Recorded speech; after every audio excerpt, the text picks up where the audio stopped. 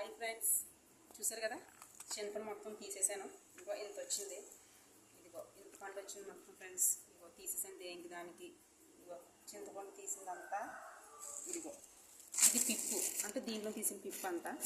ఇదిగో పిక్కలు, చింత పిక్కలు చూసారు కదా. ఇప్పుడు ఏం చేస్తానంటే దీని అంతటిని ఒక డబ్బాలో, అంటే ప్లాస్టిక్ డబ్బాలో, ఈరోజు అలాగే ఎండబెట్టేసాను కాబట్టి ప్లాస్టిక్ డబ్బాలో కింద ఉప్పేసి కొంచెం చింతపండు వేసి మళ్ళీ పైన ఉప్పేసి మళ్ళీ చింతపండు వేసి మొత్తం దీన్ని స్టోర్ చేసుకుంటాను. ఇది సేఫ్, ఇంక పక్కన పెట్టేసుకుంటాం. అయిపోయిన తర్వాత ఈ పిప్పు ఉంది కదా, ఈ పిప్పి ఎందుకు తీసాను అనుకుంటారు మీరు అందరూ.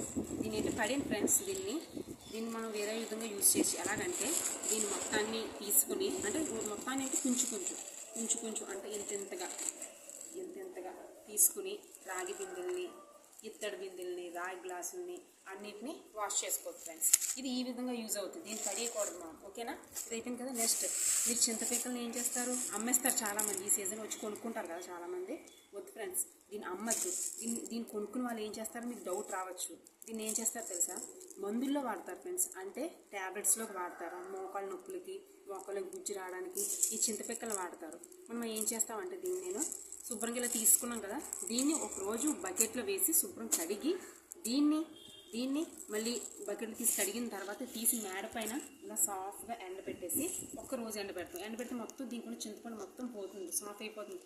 దీన్ని ఏం చేయాలంటే ఒక్కొక్క పిక్క తీసుకుని చితగొట్టుకుని మిక్సీలో వేసి పొడి చేసుకోవాలి ఫ్రెండ్స్. ఈ పొడి చేసుకున్న దాన్ని ఏం చేయాలంటే రోజు ఉదయం సాయంత్రం పాలులో కానీ, లేదు మీకు పాలు లేవనుకుంటే వాటర్లో, వేడి నీటిలో కానీ కలుపుకొని ఉదయం సాయంత్రం తాగుతాయి ఫ్రెండ్స్. మనకి ఫ్యూచర్లో మోకాళ్ళ నొప్పులు రావు, మోకాళ్ళ నొప్పులు వచ్చిన వాళ్ళకి తగ్గుతుంది ఫ్రెండ్స్. ఇది నేను చెప్పింది కాదు, పూర్వం నుంచి ఉన్నది. అందరూ ఏం చేస్తారంటే ఇప్పుడు మనకు మోకాళ్ళ నొప్పులు వచ్చిన తర్వాత వెళ్ళి హాస్పిటల్కి వెళ్ళి చూపించుకుంటాం. అంత అవసరం లేదు ఫ్రెండ్స్ మనకి. ముందు ఇది మనం వాడుకుంటే మనకి ఏ నొప్పి రాదు. దీన్ని ఈ విధంగా వాడుకోండి ఫ్రెండ్స్. ఓకేనా, అందరూ వాడండి, మర్చిపోవద్దు. అందరూ సపోర్ట్ చేయండి నా ఛానల్ని. ఓకేనా ఫ్రెండ్స్, బాయ్.